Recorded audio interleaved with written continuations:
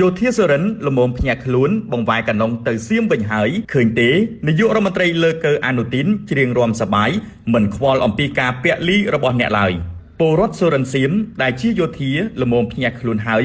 ឃើញទេបើពួកអ្នកបានពាក់លីនៅសមរភូមិក្នុងការឈ្លានពានកម្ពុជារាប់ពាន់អ្នកហើយក៏នាយករដ្ឋមន្ត្រីលើកអនុទាននៅតែរាំច្រៀងសើចសប្បាយបែបនេះសួរថាអ្វីទៅជាការព្រួយបារម្ភចំពោះការពាក់លីរបស់អ្នកដែលជាសរិនមានឈាមជ័រជាខ្មែរដែរនោះមានវីដេអូជាច្រើននៅពេលដែលទាហានសៀមឌឺដងហើយប្រើពាក្យឆ្លើយបំផុតដាក់ទាហានខ្មែរយើងគឺភាគច្រើនជាខ្មែរមកពីសរិនស៊ីសាកេតបូរីរ៉ាំនិងឧបុនពួកគេទាំងនេះមិនដែលគិតថាមានដើមកំណើតជាខ្មែរទេពួកគេគិតថាខ្លួនជាសៀមបងប្អូនយើងមានឆ្ងល់ទេថា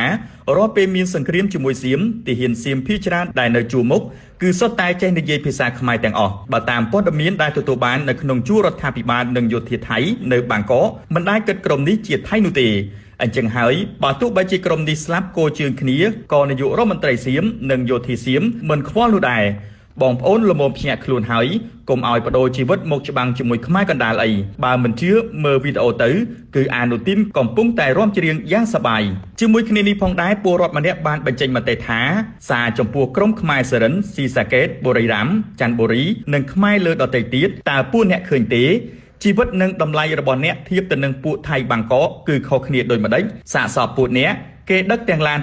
ទៅកប់ចោលដោយខ្មោចសាធាតទាំងមិនដឹងគ្រួសារម៉ែឪបងប្អូននៅឯណាលុយថ្លៃជីវិតរបស់អ្នកត្រូវបានមេទាហានសៀមប្លន់យកទៅធ្វើមានបានតើអ្នកស្លាប់ដើម្បីនរណា